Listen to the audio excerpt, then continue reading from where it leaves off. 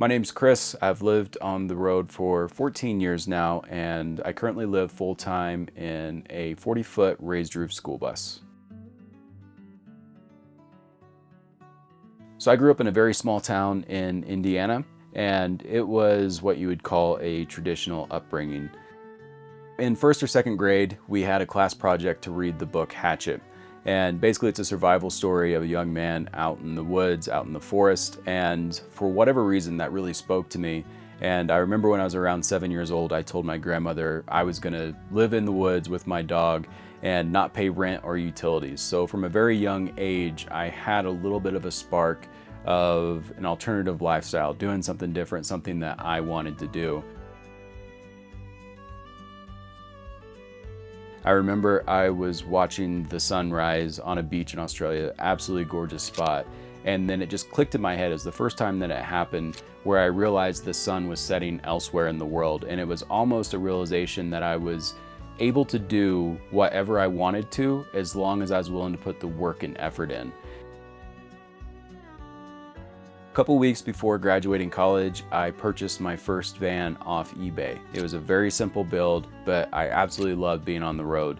And it was a bit challenging at first because the idea of remote mobile income, it wasn't even a possibility. So for example, I still can't look at or smell Chef Boyardee because that is literally all I ate on the road.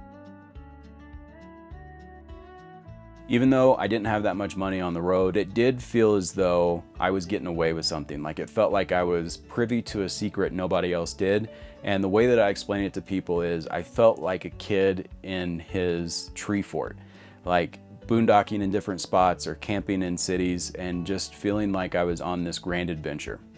I just had the spark, I just had the idea, and I knew no matter what it took, I was going to make this lifestyle possible. So all the while I was working service industry, I was posting media online. So that's YouTube videos, Facebook, and just slowly growing a social media account. It really wasn't amounting to much, like we're talking $50, $60 a month, but hit a particular niche, filming tiny homes. And once I saw that working, I focused all my time, all my energy into that particular niche, which turned into tiny home tours. Also, all the while I was on the road working service industry, I was getting different rigs. I had gotten rid of my first van, bought a second van, sold that. I realized if I wanted something super high quality and something that was exactly the way that I wanted it, I realized I had to do it myself, and that's what led to the bus. I was spending my summer up in Alaska in 2017.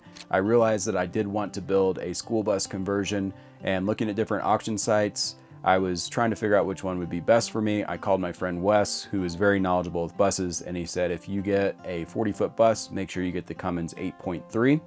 I was a little nervous flying all the way down to Florida and picking it up, but amazingly, the bus performed awesome. I had no issues on the road. These school buses are not necessarily designed to go up and down mountains, to go back to wild places, but overall the bus has gotten me to many beautiful places all across America.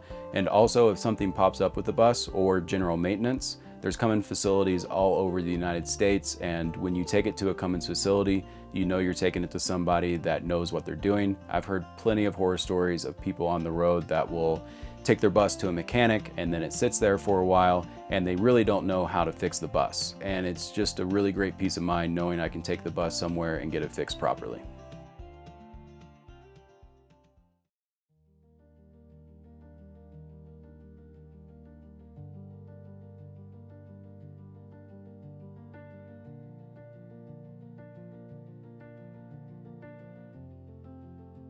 Another benefit to this lifestyle is a smaller footprint. So I did the math, and if I travel less than 5,000 miles a year, then I have a smaller footprint than your typical house in the US. And last year I only traveled 300 miles in this bus because this bus is set up to be parked in one spot, be off the grid, have solar power, and just live a very simple and efficient lifestyle. We grow our own food, we're self-reliant, we take a lot of pride in that. And also throughout my travels, we've experienced many beautiful places, been to many beautiful places, and I really want to reduce my impact on the world by living this lifestyle and leave it for future generations. Ever since I was a little kid, I love building things, I love putting the pieces together, and this bus allows me to do that in absolutely beautiful places. I'm able to go out into the backcountry, work from my laptop or my computer, and I'm able to work in a way that builds a community and be able to inspire people to live the life that I love. And overall, I just feel incredibly blessed and lucky to be born at the right time in the right place to be able to do so. From having the dream of living out in the woods with my dog at 7 years old to living that out now is an absolute blessing.